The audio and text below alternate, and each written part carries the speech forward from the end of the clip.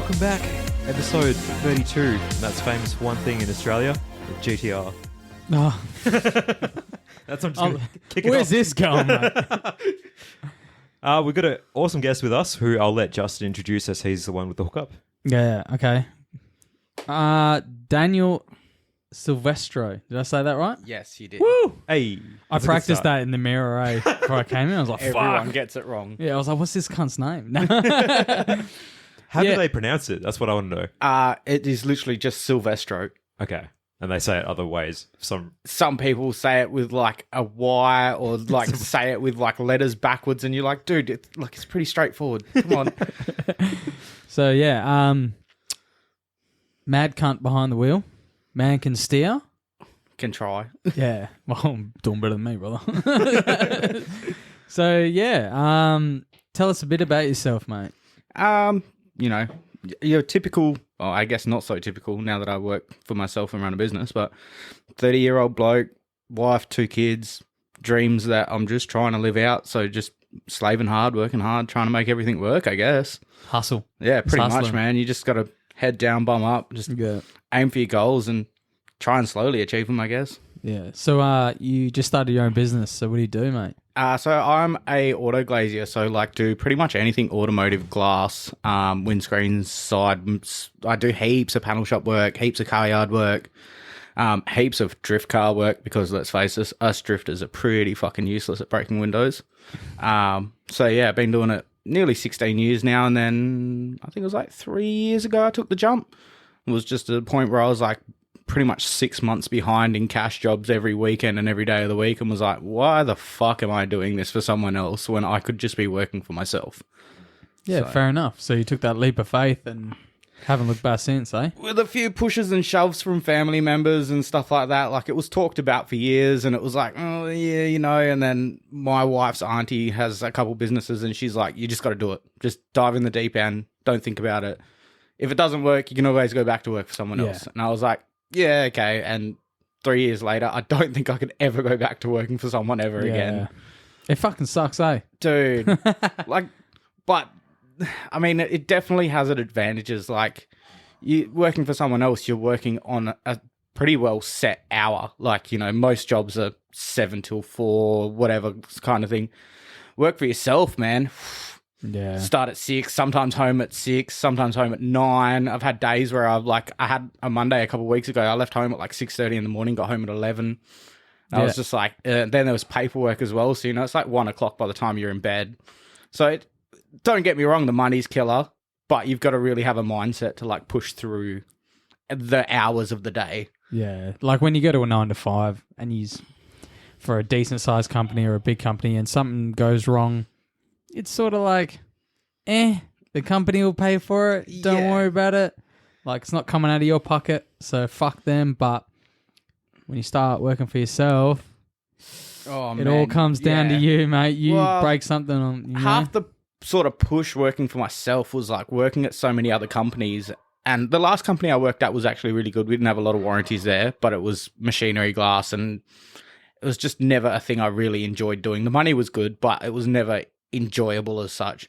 But every other company I worked at, there was just, I always ended up being the warranty guy, where like they'd just send me out to fix everyone else's warranties, deal with all the people that were like grumpy, and it's like, why the fuck should I have to be the face going out to like greet all these people that have already had a shit experience with us, already in a bad mood with us, and you rock up and they're just like, hurry up and fucking fix it.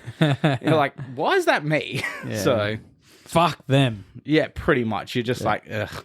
Yeah, but the So- flip side of that is they obviously trusted you enough to do a good job and not have it like go back out there again in a way. So Yeah. you obviously had the skill set that they probably needed to send you out. I mean, man, the hardest thing is like our industry is like, it's an automotive industry, but there's so many people involved in it, in the glass side of things, that actually don't know a lot about cars is the hard thing. Got it. So like, It's like They- parts interpreters, bro. yeah, literally. Most of them don't know nothing. You're like, I need a sump gasket. Is it auto? Like, no, bro. Yeah. Yeah. So It's the old, the wipers, mate. Auto manual, like, motherfucker, I'll punch you, eh? yeah, literally. So like, that's half the problem with the glass industry. Like in WA anyway. I don't know about over east, but here is so many people that just don't know a lot about cars. So they don't look at it as it's their own car when they're working on it. It's just a job. Yeah. Whereas you get like me, and there's like a good, like, man, I could probably name like 10 other windscreen fitters, like just off the top of my head, that are the same as me. Like, you know, they go to a car, they do a windscreen, you treat it like it's your own kind of thing. If you wouldn't be happy with the job, don't do it, basically. So, but yeah, there is a lot of people that obviously don't do that. Yeah. I mean, I get you. You sort of get that with all trades, you know, your good and your bad apples. Like, there's a lot of fucking mechanics out there that just don't give a shit about cars and they just do it for a job. And they thought, you know, being a mechanic's going to be easy and let's drop out of school. So yeah, you're not wrong. You're not wrong. I actually just bought a Stagia recently because it went to 4 or 5 different mechanics that couldn't figure out what was wrong with a simple airflow meter issue. Yeah, there you go. So is that 32 in there, brother? Don't worry about it. Done. Still the one out the missus car. Even easier. Well, there you go. That brings us on to the topic. What cars you got? What's your garage looking like? Fuck, at the moment, man, it's looking really clean because we just cleaned it out for like 2 days in a row last week. But, man, I got a bit of everything. Hey, I've got a WL Caprice 6-litre bagged at the moment. The project car, which the whole family's sort of going to slowly start chipping away at, which is a VH Commodore. That'll be getting something a little bit spicy under the bonnet. Ooh. Definitely not V8. It's going to upset a few people, but is what it is. VH though. Yeah, it's definitely going to turn some heads and upset. No. there is one thing there is multiples of in my garage, and that's RBs, and that's all that's going in it. So then we got the Mrs. Stagia C34 factory rear-wheel drive, which is quite a bit of a rare one. Obviously the drift car, the R32, that's your basic built RB25, 600 horsepower package kind of thing. Basic, yeah, 600 horsepower. When you come into like the Perth RB drift scene, it's literally like identical to so many other cars. 35, what is it? 3576. Nah. G3770, 6 boost, 50 mil gate. Ethanol, 600 horsepower. Literally. Maybe cams, maybe dropping cams if you're feeling spicy. Yeah, I went a little bit further past that just for reliability, did like rods, pistons, all that sort of stuff. But I mean, stock 25 that was in it before made, I think, like 500 for nearly 2 years. Yeah, it's a pretty common setup. And then we just got the 2 patrols and the work ute. So Mrs. has got a 4.8 GU and I've got a 4.2 GU and then the Navara work ute. So yeah, because I see. And the Harley. Yeah, better not. Oh, there you go. Can't forget the 1%er. The 1%. Yeah. Yeah, because I just seen you got rid of your Land Cruiser, right? Yeah. So it was a car that I never really saw myself selling. I enjoyed driving it. Mrs. enjoyed driving it. It was just one of those things you literally hop in, key in the pocket, don't have to worry. Like, so nice to drive. But the Mrs. was having a pretty shitty time at work. So it was kind of like I was so busy. She was having a shit time at work. I was like, maybe we can make this work. You come and do all my paperwork, take some load off of me, which then sort of takes the stress off her. Yeah. Basically worked out what she needed to earn as a minimum as such to sort of break even and still have a little bit of spending. And we're like, you know, it's justifiable, but then obviously such a big stress on me financially having the whole household rely on the business as such. Yeah. So I got a mate message me and was like, look, mate's had a car accident. He's basically looking for a car. I've told him to buy yours. And I was like, well, it's not really for sale, but you know, everything's for sale for the right price. Yeah. And it was just a good offer that I was like, you know, I could sell that, put 20K in the bank for a bit more. Like, we've got good savings anyway, but I was like, you know, the extra financial stability, if the missus isn't going to be driving it every day, I don't really need a $50,000 car sitting in the driveway. So, yeah, it was just like, you know, sell that and downgrade for a bit. Maybe next year might buy a Y62 or something, depending on how everything goes. Fuck that. Yeah, I don't know. I'm really torn. After owning a 200 and driving, like, I've driven a few mates Y62s and stuff, I definitely rate the 200 over a 62. Mm-hmm. But I've seen some good results out of these 300s, like straight out the box, literally just like lift, tires, tune, and they're like, you know, 350 horsepower, 35 is good to go. But the thing is, the 200 is just tried and true. You know what I mean? Yeah. It's been tested. The reliability on them is so good, man. Like, I had a brand new 300 series that had 15,000 on the clock and the rear main was pissing. Yeah. And it's just literally. Like, ooh, you know, like, I mean, everything's new. Like, it's untested. Yeah, it's so hard. Like, obviously, by the time I go to look at one, it'll probably be a bit further in. Like, you know, they'll be like a year and a half, 2 years old. So there'll be things that you'll know about, like common issues and stuff. Yeah. But after owning a 200, I don't like I do quite a bit of somewhat serious four-wheel driving at the same time, which is half the reason when I got the offer for the 200, I was like, maybe I should sell it before I destroy this car, because I've already like scratched the shit out of the rear bumper, same as the front bumper. I've taken it places I didn't even think you would get a 200 series with a basic 3-inch lift and 35s. And I was just like mind blown. So I was like, I really need to sell this before I start exploring further to where this can go and like punt a quarter panel in or something. Because you can go really deep down the rabbit hole of the whole four-wheel driving. And drifting, having a drift car isn't cheap. And then having the four-wheel drive hobby, that ain't cheap either. I reckon the four-wheel drive hobby is more expensive than drifting. If you want to go down the whole rabbit hole of... If you go down the rabbit hole of like serious four-wheel driving, you know, going down to Brunswick, doing like Bob's Hill, the suspension couch setup, track, like... Yeah, Tray I got shit. pretty lucky with the 4.8. I bought the 4.8 off an older dude who'd already spent all of the money front to back. So it's got the whole Superior package front to back, King's remote resis. Like, it's literally a hop-in drive car. It's got bump stops set for 35s. So I don't have to touch that. So that's good then. Yeah, and then the 4.2 I got is actually one of my old cars that I swapped the cheap Stagia for with a bit of cash. So it basically owes me nothing, and it's already pretty well set up, good to go. Yeah, nice. So we can use the 4.8 for like nice beach driving, not ruin it, because it's actually a really nice car. And then I've got the 4.2 to go and beat the shit out of out in the bush and just not care about. So fair enough. So you were saying the Stagia, that's rear-wheel drive, because most of them come out fucking all-wheel drive, eh? Yeah, so most of them are all-wheel drive. We knew there was a few rear-wheel drive ones floating around in Perth, but never really knew how little there was. I think there's like 4 or 5, maybe even 3, I think, that are registered now. One got written off and one's sitting parting out, I think. We were just sort of going through when the missus first got her license, because she was a late bloomer, don't get me wrong. I was like, what do you want for a car? And when we first sort of got together, I had a green Series 1 RS4 Days Stagia with dual sunroofs and shit. And when I brought that home, she was like, that's the ugliest fucking thing I've ever seen in my life. Shots fired, eh? And I was just like, bruh, chill, like.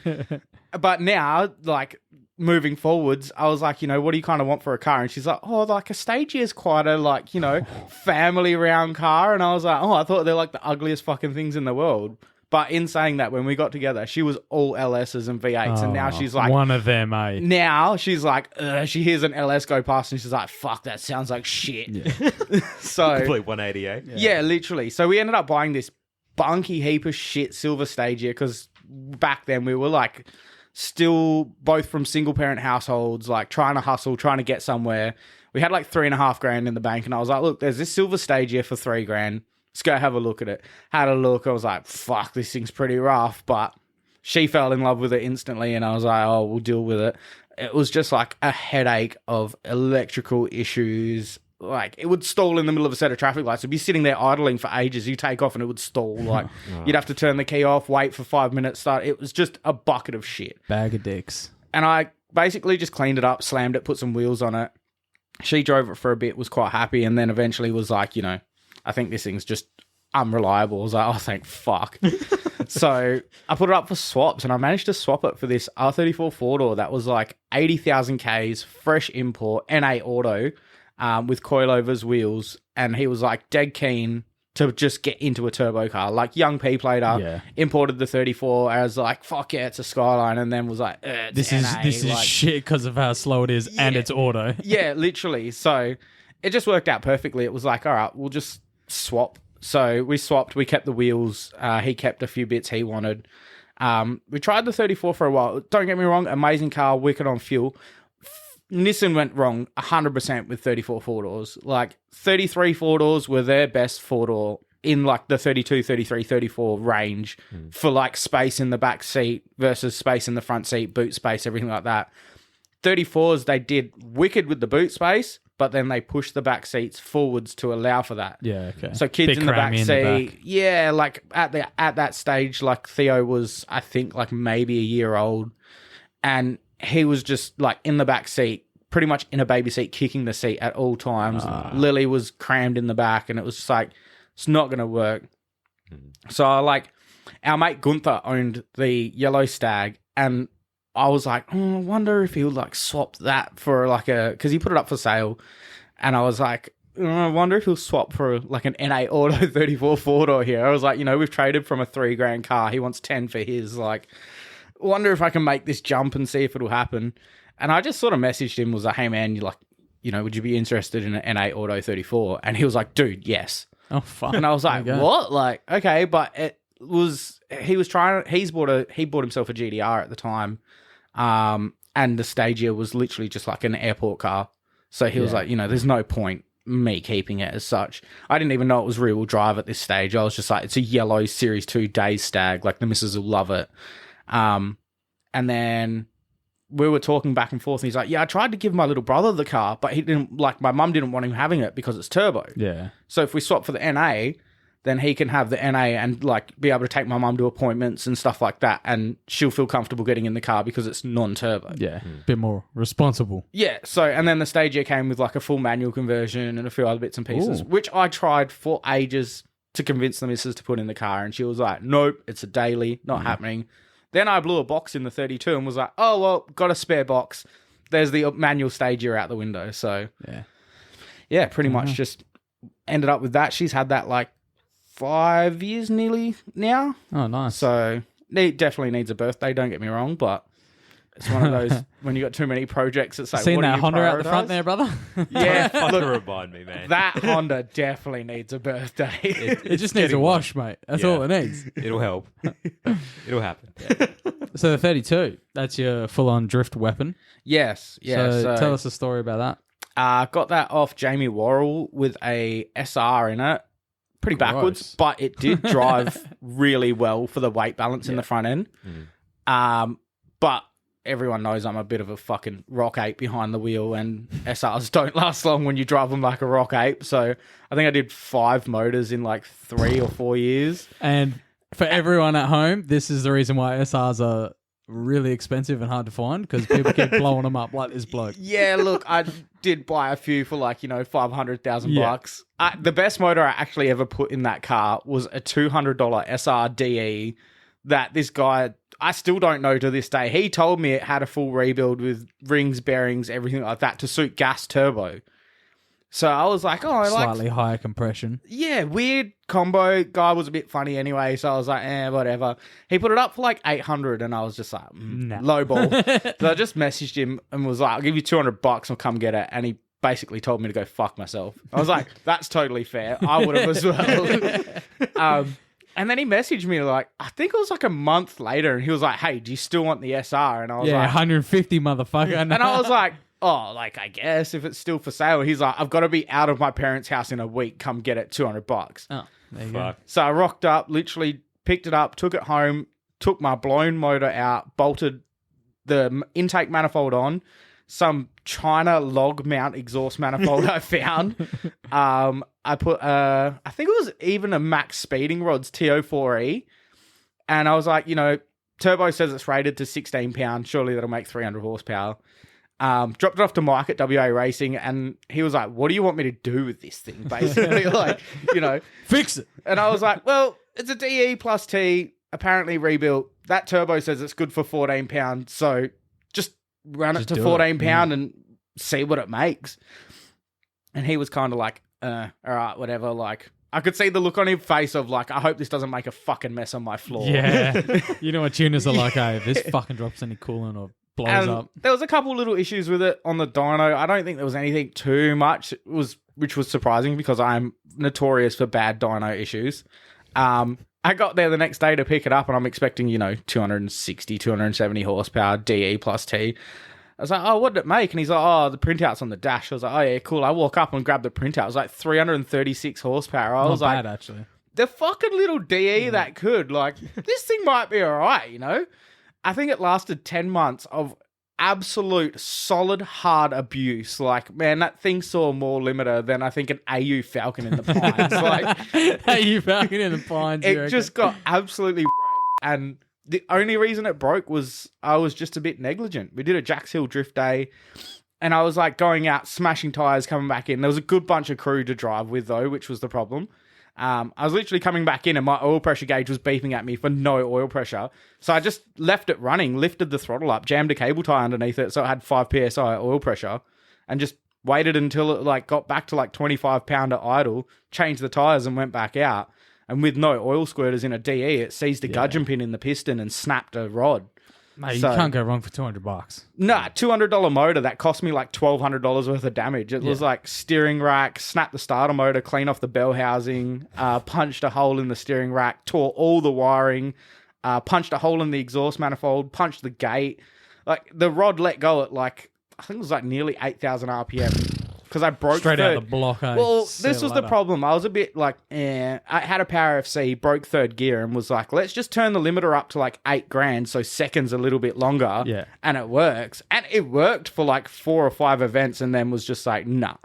So, because those SR boxes, let's be honest, they're weak as piss. I think that had a 25 box in it at the time. Okay, but I had this like unsprung twin 3-part clutch, which I got for like $150 when I was desperate for a clutch.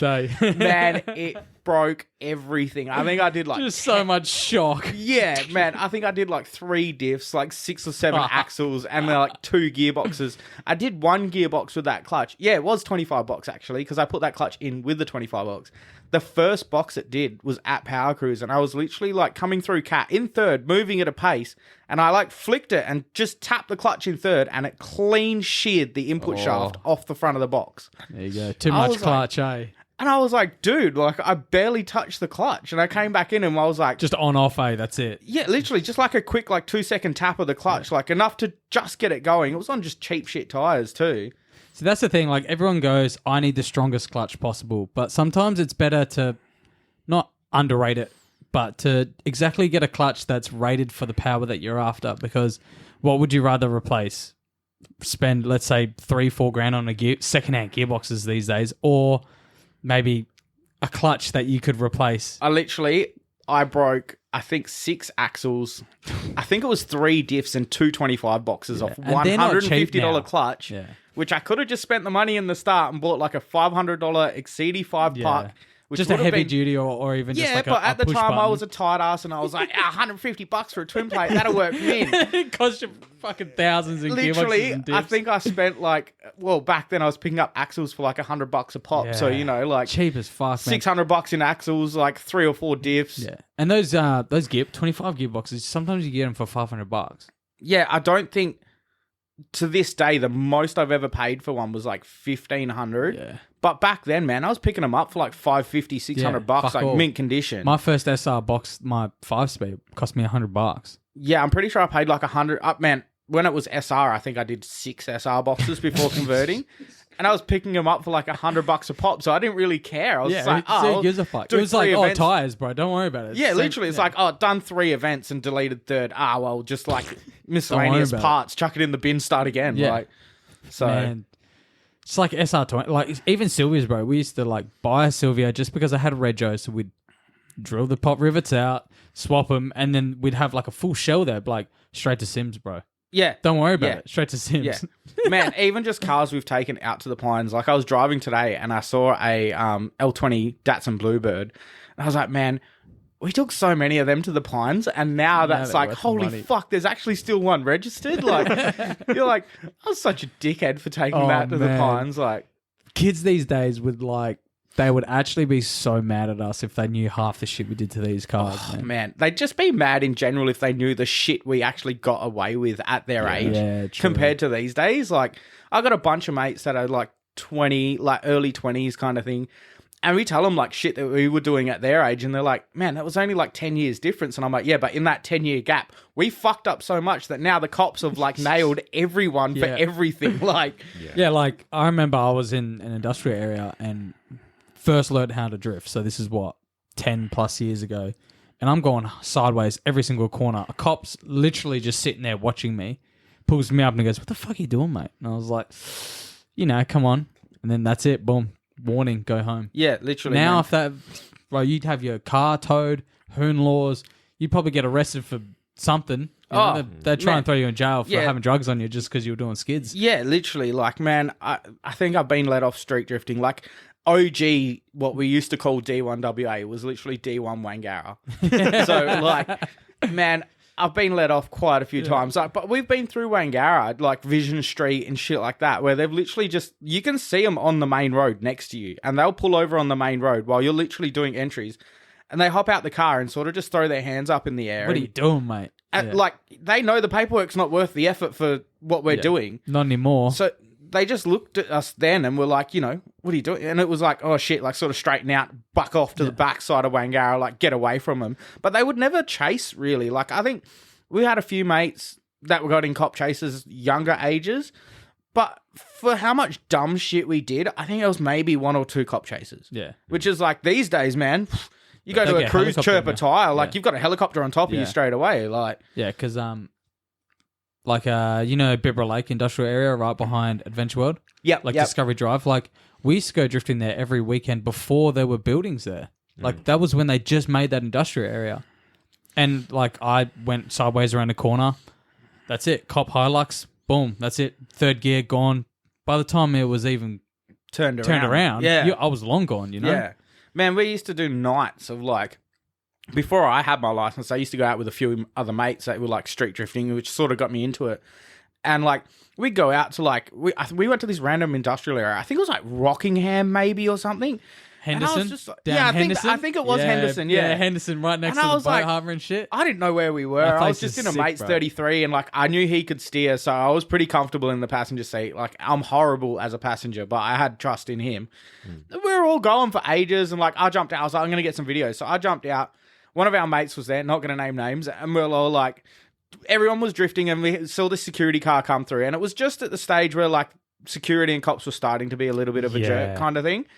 And we were like, everyone just drive normal. There's no proof that we are doing anything here. As far as he's concerned, he's heard some skids but hasn't seen anything.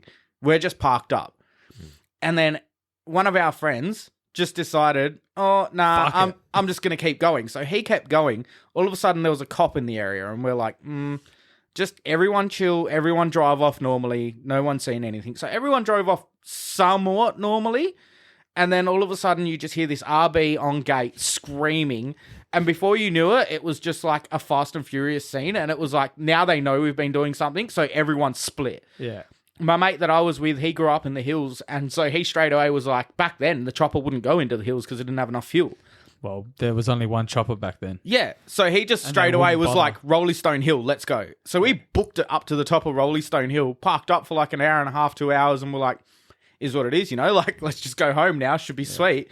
So we popped back out. Our other mate got pulled over by the cops on the freeway, and they were basically like, we don't ever want to see this car on the road again. If we do, you're going to know about it. Yeah. So that was pretty much like, take it home, take the plates off. Just fucking... Just chill out for a bit. Just chill out for a bit, like, basically. So...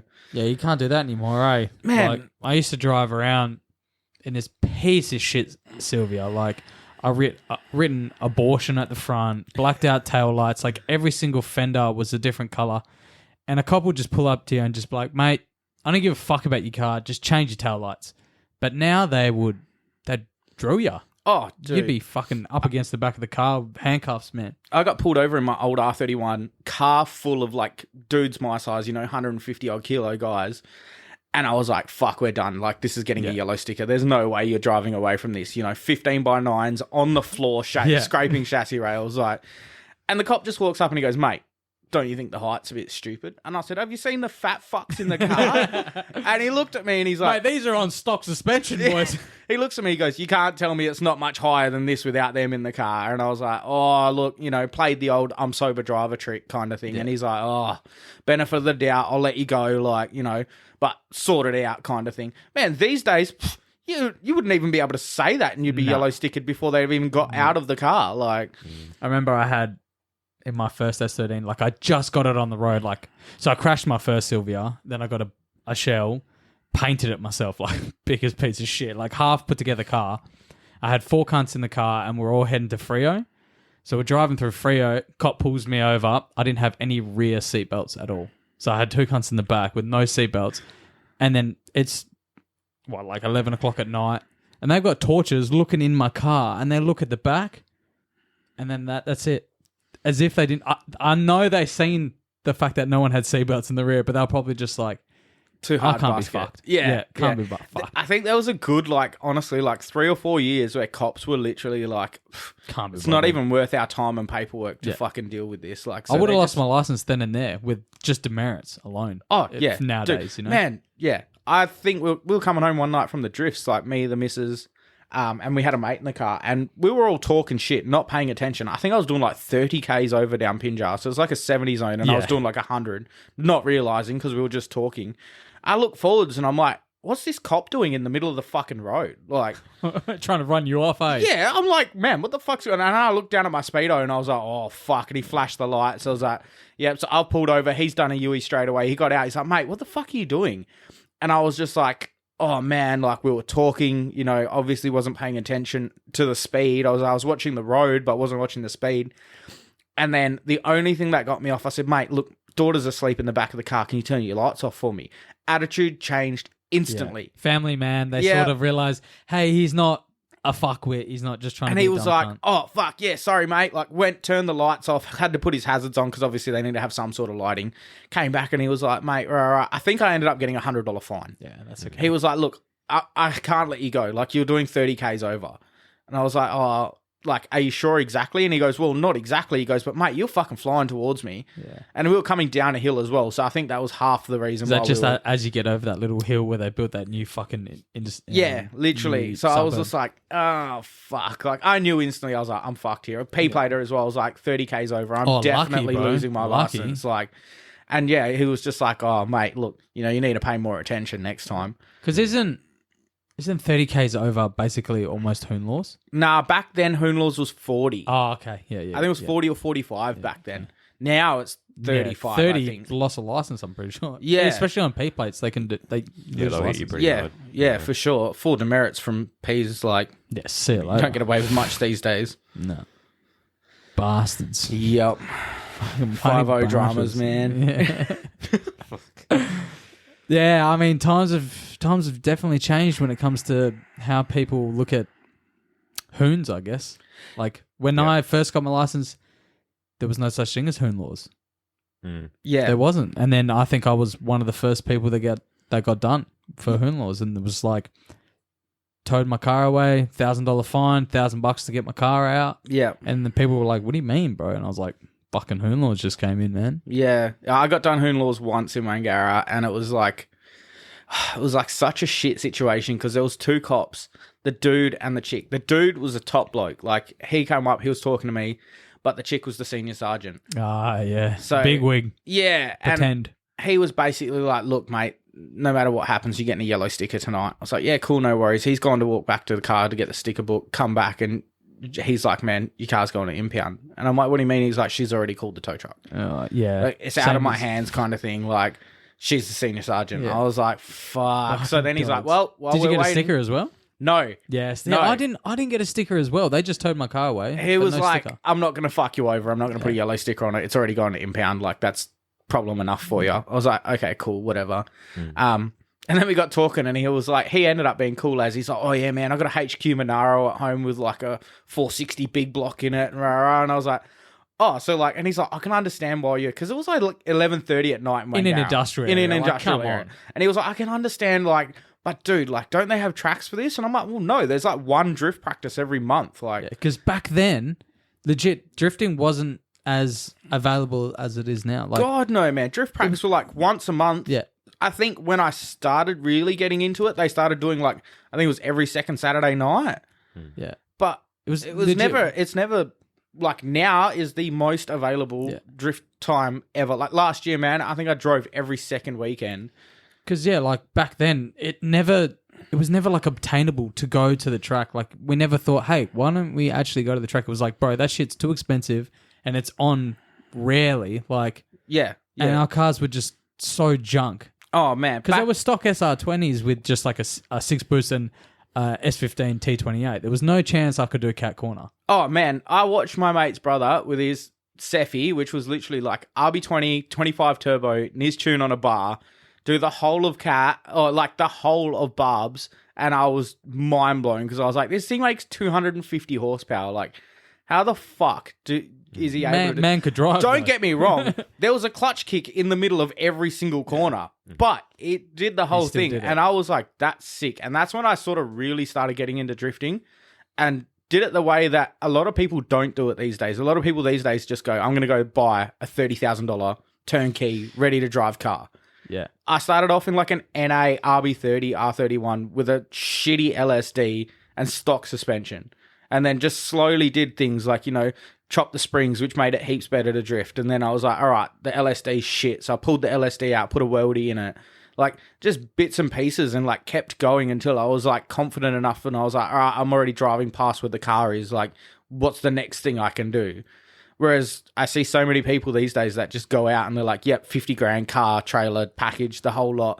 Come down and they're like, oh, I can't fucking drive it. Yeah. It's like, well, you can't buy talent. Like, you can buy whatever car you want, but you can't buy driver skill. Like, Yeah, no, that's fair enough. So, or if you do, like, I've seen a few people, don't get me wrong, that buy cars, hop in them, turnkey, drive.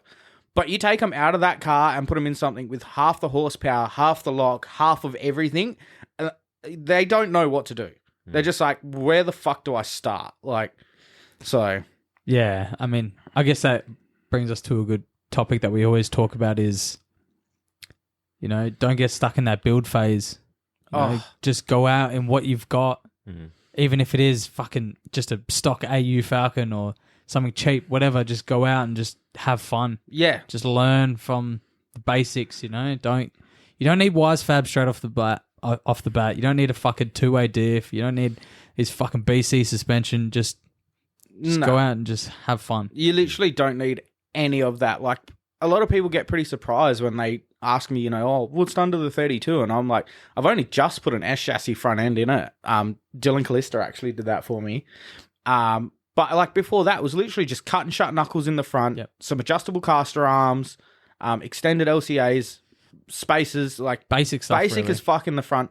The rear end still is exactly almost the same as I bought it. It's got adjustable camber arms, a Hiker's Delete bar, so it doesn't even have like a Hiker's Delete kit. Yeah, the weld-in ones just, or whatever the fuck. Yeah, it's just got a basic bar with like tie rods in the back of it. Because a lot of people say they break. That's why they go this fucking fancy shit. But until it does, like... Yeah, man, I broke one, don't get me wrong, but it was doing like Jack's Hill reverse, third gear, big flicks up the hill through the ditch. And it was like a hollow alloy one, and it just snapped one of the mounts off. So...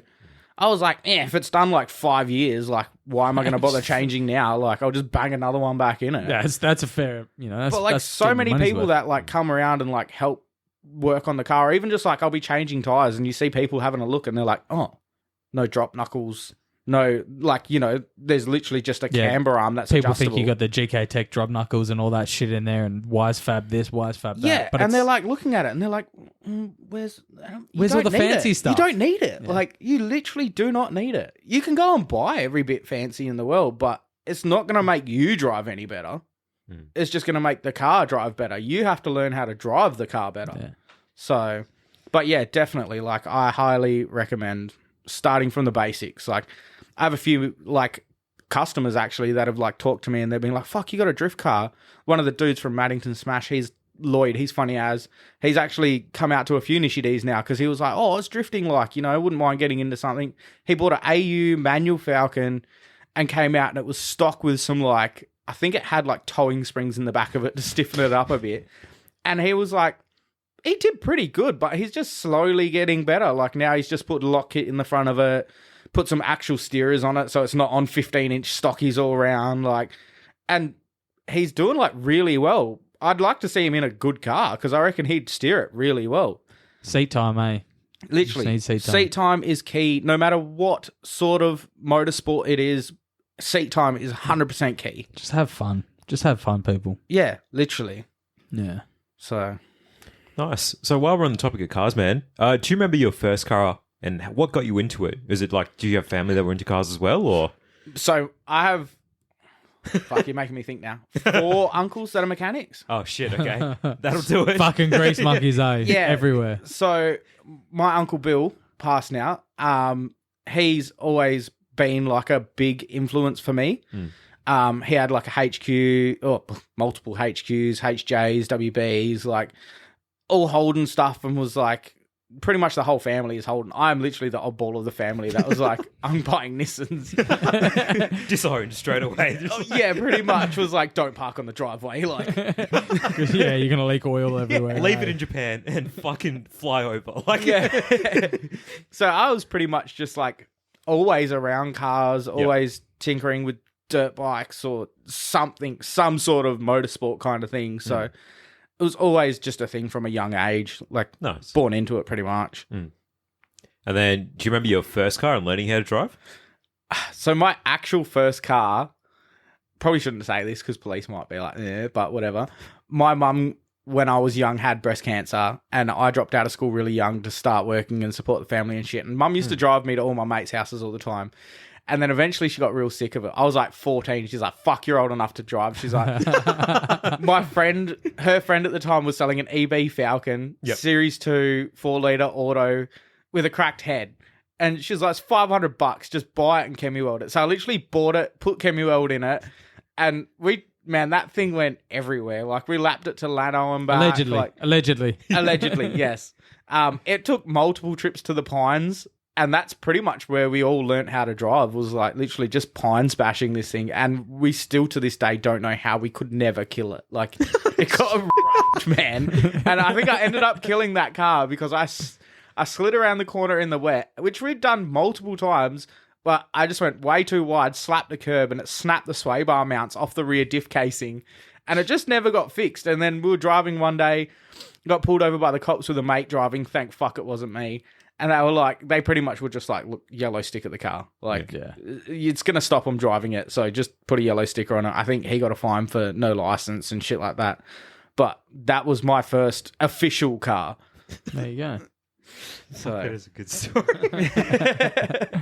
And for people that don't know, the Pines it's legit just a place that people go and do dumb shit, where it's moto riding, they just go take 4Bs, they go crazy, or they just take an absolute bunky piece of shit and just go ham. It's And so much fucking fun. Oh, if dude. you haven't been, go back to the then, Pines. it's changed so much now. I was looking, last time I was driving through, I was like, man, like we used to drive street cars through here at like 100 k's an hour sideways. Like now you struggle to get a 4B through some spots at like 40 k's an hour because there's just ruts everywhere. Like whoops all the way down the main straight. They never used to be there. Like, yeah, right. Because I never really went to the Pines when I was young. I've been more recently, and legit, like I've got 4Bs, and it's just like, boys, buckle up. Like, and this is just the main straight. So the main straight used to be flat as, eh? Not like never super flat. There was always potholes and stuff. But you could definitely like, man, we used to take street cars through there, like on the like bunky ones. Yeah. But on the regular, like no worries at all. So in now saying it's that though, fucking pretty bad, we've taken street cars, like some nice street cars through there to get to the back of there to go do burnouts. So you could definitely get a car through way easier. Like these days to get a car in there, you would have to commit hard. Yeah, okay. Yeah, the Pines is always good fun when you go there. And half the time I'm fucking pissed or something, so. Yeah, literally. Like, I'm gonna die tonight and I'm cool with that. yeah, you literally just like, hold the fuck on, we're going for gold. Yeah. So, but yeah, plenty of good times out there. Then when did you transition to Japanese cars? Pretty much straight away. Yeah. I was like, I was never, like, I liked the Holdens and everything that the family worked on, but I was never really interested in them. Yep. I was always, like, my mates that we hung around, like, their older brothers were always into turbo stuff. And obviously being, like, keen into drifting, like, drifting at the time was not a V8 sport. It was a Jap sport as such. So pretty much straight off the bat, after the Falcon, I think I bought my first import, which was a HR31 GDSX coupe. Oh. So, the 31, did they have the pillars or no pillars? it was a coupe. Oh, So two-door, yeah, okay. pillarless two-door Yeah, as well. And They're that pretty was, rare now, aren't they? yeah. I don't want to talk about that. I know fuck all about the 31. That is definitely a car I should not have sold. I bought it for, I think I paid $8,000 for it with 110,000 Ks on it. Yeah. In immaculate condition, and was young, dumb, and pretty well raped it. Ended up having these brake issues, man. I had mates, older brothers, mechanics, like all sorts look at it. You could literally drive for like 15 minutes and all of a sudden like one brake would slowly lock on, then the next, and you'd be literally just stuck, like all brakes locked on. So you'd have to pull over, crack all breed nipples out. So like you could never figure it out. Now that I've got older, I've been like, you fucking dumb shit. Like I replaced everything, but I never adjusted the brake pedal. So there wasn't enough slack. Yeah, there wasn't enough. I clicked recently about this and I was like, that was the issue. So they was just like slowly on the whole time and they just got hot as fuck. Not like they must have just touched. Just enough that eventually it would start boiling the brake fluid and it had nowhere to push back and it would just slowly start locking all of them. Man, I changed all the brakes out for the Z32 stuff. I did through like 3 brake masters. Like I did brake lines. I did everything in that car and I ended up, yeah, literally. Fuck. So I ended up selling it for what I bought it for, and bought a 180 after that. So fucking the old 180 stage, eh? Yeah, I think everyone went through either a 180 or an S13. Yeah. Are you 180 or do you prefer the 180 over the S13? Even though they're basically identical, it's just the shape. Man, that's a hard question. Like, done right, an S13 is like mint, but a Type X 180. Like, there's something about what, 45 grand these days for a Type X, basically. But like, there's just something about a Type X done right. Like Michael Justin's is actually he's just finished his off, and that is just like perfect. Rezax for me, everything all the way. If you had to choose one Silvia, so you got obviously from not S12, let's go S13 to a 15. Which one? I'd definitely go Series 2 S14. So a Kooky. Yeah, Kooky. Oh man. Yeah. The best, eh? Kooky on some Weds cranes. Yeah. You can tell, like, because the 180, you can see the tail lights, the way they sort of like tape it off at the end. You can see where they got the inspiration for the S14. Yeah, 100%. But yeah, a Kooky, sexy. Yeah, makes me miss mine now. Yeah, I have one of my mates, Trent. He actually bought and sold the same car. I think like 3 or 4 times. He had I can't remember if his love-hate relationship, eh? Yeah, it was. I think it was a Zenki with a Navan kit. Yuck. Yeah, but the Navan kit made it, like, just pulled it off well. Yeah, because when they're just, the Zenkis, they just look like Camrys. Like, yeah, they've got to be slammed with huge wheels. Like, big chromies, eh? Corey Ayres actually ended up with that car and did it some justification, and I think it had... Didn't Joy Drive do a feature on that? Possibly. Was it red? Yeah, red one. Yeah, that thing looks mint, but it's still a Zenki. Yeah, me, so. But that was like its best period of life when it had like Didn't I think sell it? like he sold it. Yeah. Well, man, that was the car that just passed through as many possible hands. Didn't it take him like 10 years to build, or he was saying, or some shit? Possibly there was so many different people had their hands on that car. It was that's just Silvia's though. Let's be fair, literally. So when I had my first Silvia, I've got a photo of me, Danzy, and Jason at my mate Chris's house in the front. Right, so I'm talking when I was, 17, 18. So that's 13, 14 years ago. However fucking old I am, I don't know. So I had this satin black piece of shit S13. My mate Danzy has his LS Beamer that he drifts now. And then there's this black CA18 180. And that is still going for sale now for 15 grand. And my mate was like, bro, I think I paid like 2 or 3 grand for it. Like, that was Danzy's first car that we said on the podcast. Yeah. And that still has the same Power FC, CA18, the same strut brace that we fucking put on it. You know, and this was, I'm talking 13 years ago, and people are still selling it. Now it's... Yeah. I'm just like, what a piece of shit. Yeah, like, I think I'll buy it. I'm like, bro, I've seen what that thing's been through. Like, that chassis has to be twisted by now. Oh, dude, yeah. I've obviously had a lot of cars over my years, and some of them I've seen just, like, I've sold them, and then someone else, like, and within, like, the next 6 months, like, 5 people have owned it. And I'm like, it was a good car. Like, why does it keep changing hands? It's sad, eh? But, oh, well, once it's out of your hands... Not my problem. Yeah. Concrete warranty, mate. Off the concrete. See you later. That's it. Fucking. Yeah. So buyers beware. Yeah, I was going to say, is there a car for you that is the one that got away, you sold and you wish you never did? You mentioned the R31. Or crashed or something. Yeah. Oh, man. There's so many. There's so many. I had an MA61 Celica Supra. Ah, yes. That was probably one. Definitely the R31 Coupe. That's one that I just should have never sold. Like, I saw it for sale actually middle of COVID for like 37 grand, and I was like, fuck me, I should have kept that. Like, Yeah. Man, there's been a few, but yeah, I reckon it'd have to be close between like the MA61 and that R31 Coupe. Yeah. Nice. I've had, there's probably another couple cars, but they're definitely the two that stand out. Yeah. What makes a car memorable for you? Is it like the memories you have with it, how it drives? What's the thing? I don't really know, because I've had like probably nearly 200 cars. So, Fucking used car dealership over here, right? man, growing up, if I could buy something and sell it for $500 more, I'd Why do not, it. Easy money, baby. Easy money. Hustle mentality, hey? I was on the hustle, like.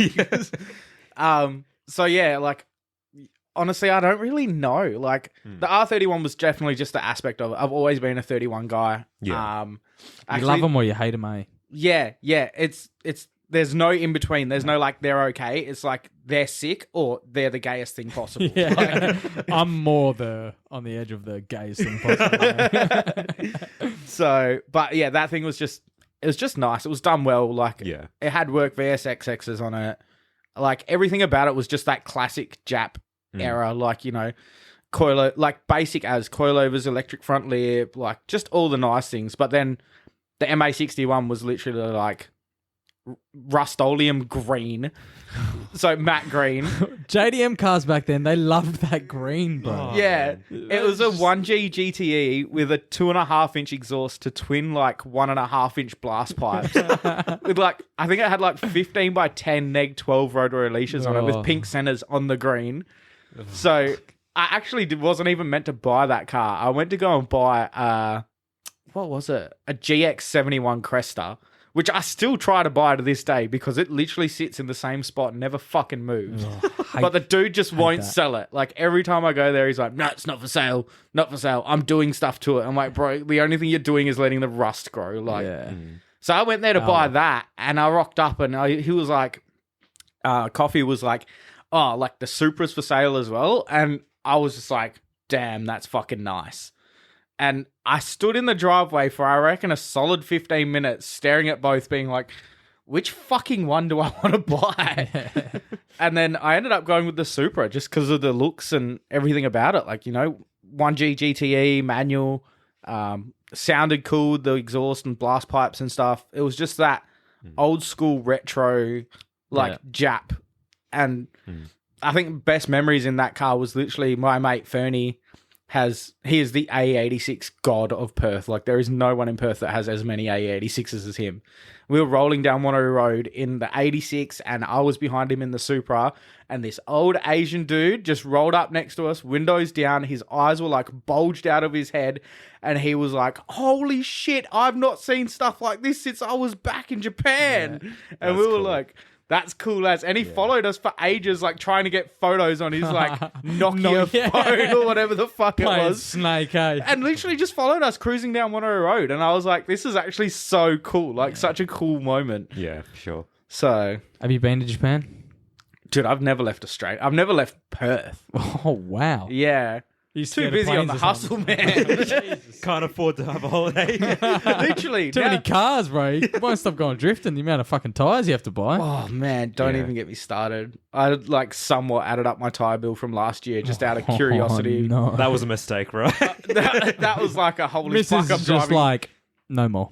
Ah, man, my missus is amazing. She doesn't give a shit, hey. She's just like, you lucky. do whatever the fuck you want, but don't come and whinge to me if you got no money. Yeah, okay, fair. So, Fair bump. it's great. Like, I literally do whatever. I buy and sell whatever I want. Like, Work hard, play hard. pretty much. She's like, you know, you work hard for your money, you do whatever the fuck you want with it, but don't come whinge to me if you can't afford to pay bills. Yeah. So, sweet as, that's fine by So me. as long as you Like, get the bills paid for and, Yeah. you know, Mrs. is happy. then- yeah, and like, we're just like the kind of like, she puts in weekly savings into our savings account. I don't, but I'll buy and sell a car and just drop $5,000 in there. Like, Yeah.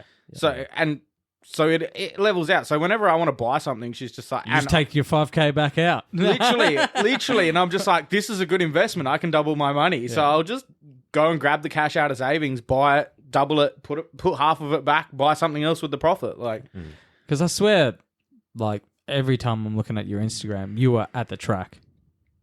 Last year I was, man. Yeah, man. I You, literally- you lived there, bro. I It's was like, what funny the you fuck? How's this? I was like, how is this cunt at every single fucking event? I was like, what is going on here? The funny thing is that a few other drifters have actually said the same thing.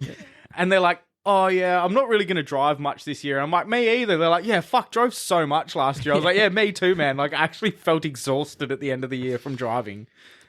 Bro, I think I went to like maybe 2 events and I was like, man, I'm fucking gassed. Like, that's me. And you were just every week, boom, boom, boom, boom. Oh, man, like so the 32's always been the car that's fought me. Like, it's never been super reliable. Like, I've always had little issues and stuff. Once I finally got like financially somewhat stable now with the business, I had a motor blow up and I was just like, you know what? Fuck it. Like, Full send. I've got a motor there with rods, pistons, everything like that. Like, I may as well just get someone to build the motor. And I actually got a phone call from mate Paul for a windscreen. And I didn't realize at the time that he worked at High Tech Cylinder Heads in Malaga. I rocked up to do this windscreen. I was like, fuck, you work here? And he's like, yeah. I was like, do you want to build my RB? And he's like, yeah. So pretty much went like that. And he was just like, what do you got? Told him everything I've got. He's like, drop the whole lot down. We'll work it out. Oh, sweet. So it went over the top with everything, you know, As it ARP does. bolts through as much stuff as possible, like pump gears, pretty much everything I could do, really.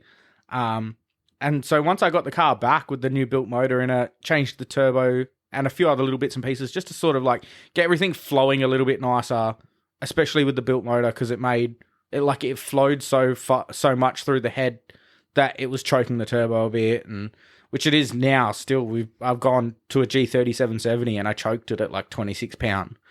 So it made like 606 or 608 or something at 26 pound, and it's on noise at like 3200. So it's got a wicked power band, but once it got reliable, I was just like, man, I'm fucking driving anything and everything I can. Like, Do you have any blow-by issues? we don't talk about that. No, just RV things. I did at first. So with the stock RB in it, I never actually had any breathing issues. Like, always just had a 3-litre catch can, dual dash 10s out of the rocker covers into the catch can with a single dash 12 filter on top, and it never really breathed much whatsoever. Very healthy motor though. Yeah. Put the built motor in, and it definitely does breathe more. But I think a lot of it was honestly like flow for how much it breathes as such. So it was more sort of like almost suctioning the motor with dual dash 10s with a dash 12 out. So I'd find that every event I'd fill a catch can, like easily. So then my mate Josh was like, had this theory and was like, you know, what if we put a second filter on it? So it's got 2 dash 10s to 2 dash 12s or 2 dash 10s to 2 dash 10s, whatever. So it can breathe as much as you're pushing into it. Yeah. Ever since we've done that, man, You've been gravy. like, yeah, did main track the other night. Usually if I did a main track night with the old catch can, I'd have to stop halfway through the night, drain the catch can, put it back in the motor, or like, you know, put fresh oil back in because there's 2.5 litres in the catch can. Contaminated oil back in. Minor issues. Don't worry about it, mate. Oil ain't cheap. Literally. But I think half the issue with my RB breathing is I've got an Aeroflow sump. A few other people have run into issues with this as well. right. Casey Rowland actually had same issues. They give you the sump and everything, but you use a standard dipstick. So it says they're an 8.5 litre sump, but if you actually fill it to 8.5 litres, it'll push 2 litres out straight away. Yeah. Like, Because you're using the same dipsticks like spots. So. Yeah. So it comes with a billet spacer for like the pickup to space a pickup down and stuff. Yeah. But it just, I'm guessing you're meant to fill it to where full is meant to be the 8.5 litres.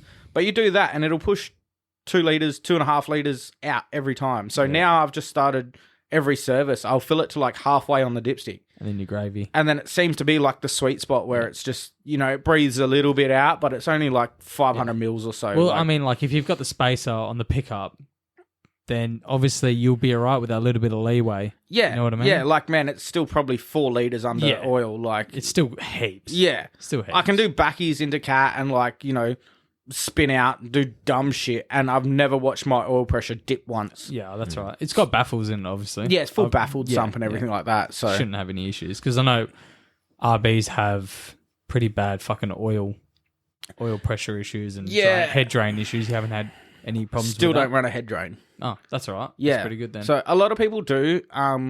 Andy at Hyperdrive was actually the person who convinced me not to, because I had one there. Yep. And he's like, if you got to put a head drain on, your catch can setup isn't correct. Okay. Yeah. He's like, the head drain is basically just a band-aid fix for I think it's something else that's for a going lot on. of drag, like people in the drags with high horsepower, because obviously when they're legit just going forward, so all the oil is pushing to the back of the head. Whereas I don't know, us drifters. Well, I can't say really us drifters. I haven't driven drifters in a long time. Car's busted. Yeah, you're not really going in a straight line as fast as you can. Yeah, So a lot of it is like you got to match your oil restrictors up as well. Yeah. Like especially if you're building a motor, you know it's going to have higher oil pressure, higher velocity. especially if you're doing the pump and stuff Yeah, like that. so I can't remember how many, but I put a couple extra, like a couple smaller restrictors in the head. From the block to the head. From the block to the Yes, head, yeah. so it doesn't push as much oil to the top, and it seems to be doing Does the okay. job. Yeah, Does the job. I haven't Fuck had to it. put a head drain on it yet, so Oh well, that's it. Yeah, touch wood, keep yeah, going. touch wood. Fuck it, Keep going, so- yeah, that's all right. But yeah, even actually like one of my mates, Josh, he was like, dude, he said the same thing as you. He goes, there is a fucking event you don't want to do this year. I was like, man, car's going solid, keep driving. Who cares, mate? Yeah. And he's not an RB guy, he's a JZ guy, and he rags on RBs all the time. And he's like, it's gotta be Fuck probably JZs. he's like, it's gotta be probably one of the most reliable RBs in Perth. Yeah. And I was like, yeah, look, like I don't know, like seems to go all right. Should be fine. Well worn in, mate. Well worn in. Oil every 2 events, filter every event. Ethanol. E85, Yeah. yeah. Cut your Good filters stuff. open. Biggest thing you can do. Yeah. Cut your filters open, inspect your filters. If you can see a speck in there, you're having a bad time. Yeah. You can catch a motor so far before it does too much damage, literally just by cutting filters. Yeah. No, fair enough. So, yeah.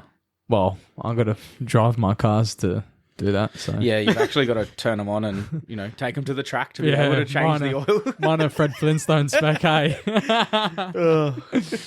Yeah, because I remember it was, I think it was round 5, D1, when you entered that last year. Yeah. And it was an Issue D event, and you came up and you're like, mate, where the fuck's your car? And then I was like, yeah, I bent the suspension. And you were like, yeah, I seen you coming off the track drift track night. And I was Oh, like, yeah, that's what I was behind you. I was like, oh, no. Yeah, you were behind me. I think it was like V8 race, wasn't it? Yeah, bro. Yeah, I fucking shut my pants. I was like, fuck, this cunt's behind me. Do something. I seen you and I was like, I followed you for quite a few laps and I was like, I didn't even know who you were at the time. Yeah. And Leighton was like, oh, that's Trey's mate. And I was like, okay, like, I don't know who he is. Yeah, like, yeah. And he's like, chase him. I was like, oh, can he drive? He's like, yeah, he's doing all right. I was like, all right, sweet. Like, Fuck, I was all over the place. so I watched you for a bit and I was like, oh, he seems to be doing all good. And then No. I watched you up V8 race a couple times, like obviously from a distance chasing behind you. And I was like, he's doing all right. I'll get a bit closer. And then obviously that one lap, I just took a big dive on V8 race. And I literally thought as I did it that I could see your head turn back to look at me. And I was like, fuck, I hope he didn't just look at me because he's definitely going to fuck up. Yeah, bro. And then I did, eh? I looked in my mirror. I was like, oh, this motherfucker's coming close. I was like, nah, boom, see you later. and then it was Lost just literally like exit stage right. I was like, oh, see ya. Legit, I went straight right. Yeah. Didn't come back on, eh? Just that little bit of pressure, bro. Oh. Because, like, I've hired the track out like 3 or 4 times. And because it's during the day, there's no one around. There's no pressure. Yeah. And the track's a bit warm. You know what I mean? And then I think that was like the first or second time I did the Saturday night. Yeah. That's a totally different ball game at night. The track's cold. Like, you don't realize how much, like, warm up you have to do. Oh yeah, Yeah, so well, it was even just just how different beast. how different the car reacts on a cold Yeah, track. man. Man, Power Cruise drift demos back when Power Cruise was here. Fuck me, you had to steer and pedal the shit out of the car You during had the to demos. throw it. You had to throw it into the corner, Yeah, and you'd like, be you- sort of all right. You had to be so aggressive because the track was so hot and so grippy. Like, it was just weird. Whereas, you go to the same thing on a drift track night. You're like 4th gear limiter, no worries. But It's like middle ice. of Power Cruise, you're like literally 3rd gear, like in between 3rd and 4th, because it's so grippy. I remember when I finished Power Cruise, bro, I spent like an hour and a half with a heat gun and a scraper, scraping off all this shit on my front tires. Yeah. I still got them on to this day, bro.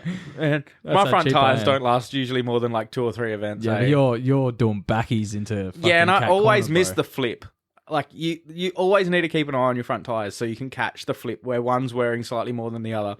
I'm shocking at looking at my front tires, and I always miss it. Like even now, my front left has belts just starting to hang out of it, so I'm gonna flip them quickly before it's too late. Are they semi-slicks as well? Yeah. Okay, so yeah. not cheap as well. No, and they're an odd size. They're a 225 40 18. So like, Oh, yeah. there's never anything in stock, and if it is, it's like $150 or $200 a tire. Fucking hell. So it's just like, ugh, like shit time, but it is what it is. Stop doing backies, bro. It's so hard not to. Like, I can barely do cat corner, and he's like, do you know how hard it is not to do a backy? once you do like a few, like you always want to get that perfect one. Yeah. And Just like, where you catch it right. and where it's you just- get it at the right time and everything's just right. And that's what literally all I did last drift prac. I was literally just throwing backies all night, big entries all night, just trying to get that perfect backy. And I think I did one that was like, well, one that I thought was decent. And I was like, fuck yeah, that was mint. And then I could not get another one all night. I was like, fuck's sakes. Like, Do you think it's funny how you hold yourself to that higher standards, but with the people watching, every single backy you would have done, they would have been like, that was fucking epic. But you know inside the car, you're like, could have done that better, you know? yeah. Like, and especially like the hard thing that's always in the back of your head with cat corner when you're going like top or fourth is you're like, fuck, I hope I flick and it flicks back. Because if it doesn't, You're going straight to that sand or the wall, bro. I've seen so many people punt that wall. Like, Alex actually did like a big entry one night in his black 33. Car had been going sick all night, running like a champ, and literally flicked. And as he went to go and flick back, it snapped the tie rod, and he hit the wall front and then spun around and smashed the whole back as well. Fuck. And like, once you've seen all of that kind of happen, it's always in the back of your head. Yeah. Especially like, I didn't find it so bad with one kid, but now that I've got two kids, you're like, I've got two kids at home that kind of rely on me. Like, But you know, got like, I mean, that's why you put the cage in, you got the seat, you got the harness, like. that's kind of why I got off two-wheel dirt bikes, because I was always a dickhead on two-wheel dirt bikes. I'm pretty sure anyone who's on two wheels, like dirt bikes, is a dickhead. Yeah. Like, let's be honest. So it was like, you know, get into something that's got at least some doors and Safety around barrier. it. Some, in our case for Jap cars, a bit of sheet metal, like Yes. And crash bar that's been removed to fit your a Jap fiberglass cage bonnet. that's 20 years bumper. old. Yeah. Like, it's better than nothing. I Yeah, guess. true. But Oh man. fucking Jap cars. So we talked a lot about cars and what you do for a job. Do you have any other hobbies on the side, man, that you enjoy doing? I've sort of like really picked up spray painting recently. Oh, nice. Just I don't know. I can't even remember where it started. So like I've always had my best mate Dwayne paint the 32 for me, and then it was pretty rough, and I was like, it kind of needed a birthday. He painted it R32 GDR black. When it was meant to be going straight black, but I convinced his painter to paint his car a different color.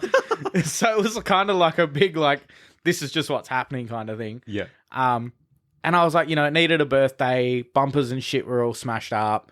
I think he may have been in Europe at the time. He was on like a 3-month holiday. And I was like, I could paint this myself. Like, you know, just like amped myself up. And when I painted it, I was like, oh, this is actually way fucking easier than I thought. Like a lot of it is prep work, which I always helped Dwayne with the prep anyway. Like, you know, making sure that everything was good. So I knew what the prep needed to be like. It was just more like mixing paint and working out that It's sort the of little stuff. things. Yeah, like, you know, the first time I painted it, I don't think I had a water trap. So like I Yeah. painted it and there was like water droplets coming through and I'm like, what the fuck's going on? Like, Or like you didn't filter the paint going into the fucking. no, I filtered it Well, going that in there, was my issue when but I I didn't have a filter in the gun. Yeah. So it was like still picking up shit.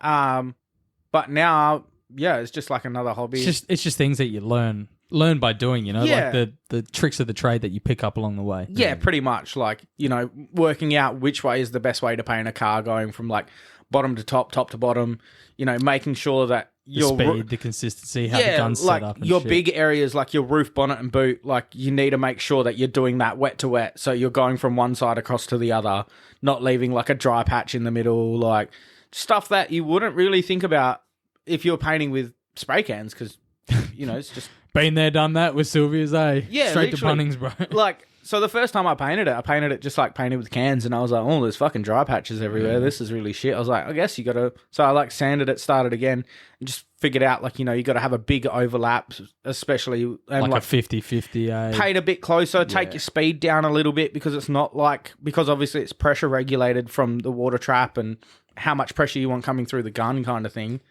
So once I worked all that out, I was pretty keen. I've painted actually like... I think like 5 cars now. I painted my Harley. So Harley is definitely the best thing I've painted. I mean, pretty small surface area though. Yes, but it's also easier to fuck up because you're concentrating on that small surface area a lot more. But definitely, like I actually did a mate's Mirage the other day just to clean it up. He's doing a few things to it, going to boost it and shit. And the paint was horrible. But we were painting and I couldn't figure out what the fuck was going on. I got a water trap and everything. It turned out it was just way too humid of a night. Water trap couldn't keep out, so it was like keep up with how much water was coming through. So it was just like, and the roof literally feels like a texture coat because it's just got little water pinholes everywhere. So fucking hell. It's weather, bro. Yeah. So like, need a booth. Pretty much. Like need to have the compressor in like a neutral area as such with the right temperature to stop it building water in the compressor. Yeah. So we're going to redo that eventually, just, you know, clean it up a little bit, probably just whiz everything on the car and paint it once on the car. But little things you learn, eh? yeah, I picked up painting and I bought a TIG. Sort of taught myself just a bit of TIG here and there. Everything that you always ask someone to do to the car is never exactly how you want it. So yeah, if you want something done right, you do it yourself, eh? Pretty much, man. Like it's the same way I've learnt with every car that I've bought. You know, like I bought and sold that many Patrols now that, you know, almost everyone that I buy has fuck swivel hub bearings, and I'm pretty sure Patrols come standard with fuck swivel hubs. I'm pretty sure they do. Like at least from P-plater owners, they do. Yeah. So same thing as that, man. You know, like I used to pay shops to do swivel hubs and stuff like that, but then you get it back, still have to adjust wheel bearing tensions, still have to do this, still have to do that. They'd put shims back in it, so they'd shake pretty much straight away. Like, so in the end, I'm just like, man, I might as well do it myself. And I've got them, like I've got them down to like a pretty good 6 to 8 hours for the whole front end kind of thing. So, which I think for a non-mechanical person is pretty good. Considering I've never done them because I fucking hate four-wheel drives. Every time they come in, nah, I don't want to touch that Handball shit. that off, eh? Yeah, bro. Fuck that. Every time I work on a four-wheel drive, I got to get a step ladder. or you're underneath it getting covered in dirt. Shit, bro. I'm doing a fucking Navara today, man. And some cunt, like, it's just $20,000 Navara. Like, it's an absolute bucket of snot. And they've left the tray bolts loose, all 4 of them. And you can see the trays like shifting, and I'm like, man, this thing's got to pass the pits, and it's just a piece of snot. And I'm trying to like get in the back to like do up these nuts and bolts, and every time I get the rattle gun on, I'm just getting covered in sand, and I'm just like, you know what? I'm just going to park this thing outside. I was like, I'll tell the boss, you know what, mate, we're going to sublet this shit. Park it out. I can do it, but I'm not spending that much time on it. See you later. yeah, literally. Yeah, I fucking hate 4Bs, man. That's not for me. Yeah, I would much rather work on a street car all day, every day. But I-30, baby. buying and selling cars, 4-wheel drives is the easier market, I reckon, to buy and sell. I think because like so many numpties want them. 100%. Man, middle of COVID. I actually stopped buying and selling as many as I used to in the middle of COVID. Like I've never done a lot in a year, but like I like to buy them basic and then mod them to where I would be happy with it and then sell it. Like, you know, buy a stock one or like one with like a 2-inch and 33s, do like 3-inch 35s, big flex kit, you know, bump stops, everything. So the next person you're selling it to literally doesn't have to do a thing. Yeah, they just take it off road and enjoy Hop it. in, turn the key, take it off road, enjoy it. Because a lot of people don't want to fuck around with that, man. And they will pay a lot extra to buy a car if it's literally all done. Or they will buy a relatively stock one, and they're more than happy to spend a lot of money to get it to that point. Yeah. So either way, they want it. Yeah, so. Pretty much. So, yeah, I found like the full drive market just to be my thing to get into. So, and now that I'm like getting into building cars a bit more, like I want to obviously build my VH. I really want to do all my pipe work, exhaust, everything like that myself, just so it's where I want it, how I want it kind of thing. Well, it's the perfect way to learn, bro. Yeah. It is legit. Just building a car is the perfect way. So I've started it a little bit on the Skyline. Like, I did an intake for it. I modified all my blast pipes and tucked the back section up a little bit. So it's just obviously, so it's like drifting. It's like a car, man. Like practice time. Yeah. The more you get, the better you're going to get at it. That's pretty much like anything. It's like welding. Legit, it's just time. Yeah. It's legit just getting 2 pieces of metal there and you just sit there all day. And by the end of the day, you will 100% have gained. Well, you'd be better. Yeah. So it is. That's why some of these welders, man, that's all they do all day, every day. And they can weld like a motherfucker. Oh, yeah, But man. they hate their life because that's all they do is weld to get to that point. Like, I've never met a welder that doesn't hate welding. Because that's all they do is just weld, but they're fucking good at There's it. probably 2 or 3 that I've met that actually enjoy their job. But are they like fabricating like cool shit on cars and shit, or are they like just welding? Yeah, like Breno, Superior Design and Fab. Like he looks like he enjoys his job, but he's always doing cool shit, man. Like Well, that's the difference. roll cages, like boats, like jet boats and shit like that. He's always working on something cool. But when you speak to people like FIFO people, and all they do is weld. Yeah, you speak to a boilie, they're like, "Oh, it's fucking shit job. Yeah, It's good money, but exactly that." But, yeah. So, bit of a shift. You're on a bit of a weight loss journey now, eh? Yeah, I've been pushing that off for a very long time. Obviously, with the business and family and kids, and Life. You just get sidetracked from your own health. I had a mate pass not too long ago. And that was like a big eye opener for me because he was young. And he just, it came so out of the blue. He's got a 5-year-old boy, same age as my son. Damn. And it just was literally like 3 weeks. And it went from like, Dan's in hospital to like, we're going to have to turn his life support off kind of thing. Oh, fuck. And we were all like, that was a big impact on me where I was like, man, I really need to pull my finger out my ass here. So the end of last year was kind of like, fuck it, may as well enjoy life for a bit now. And then, I knew this year was going to be like sort of push the business aside a little bit now that the business is at a pretty comfortable level where it's like rolling over pretty consistent turnover every month kind of thing, which has been a big stress of mine, obviously, since I started, like you really want to know that you're getting paid next week as such. Yeah. So... And I feel like I'm pretty comfortable with the company now where I was like, all right, I can push that to the side a little bit and start concentrating on my health a bit more. Yeah.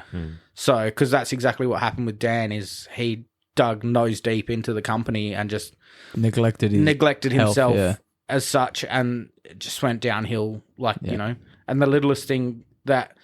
It's a slippery slope, man. It doesn't take quick. much. When your health is that low... it sucks. I went to a doctor, our local doctor, I think it was like 3 years ago before we moved to Ellenbrook. Got a bunch of blood scans and stuff done because I was like, hopefully he tells me something's wrong and it'll sort of kick my ass into gear. But why do you have to wait to that point where something's wrong to do something about your health? I don't know. It's like a car, like you're saying.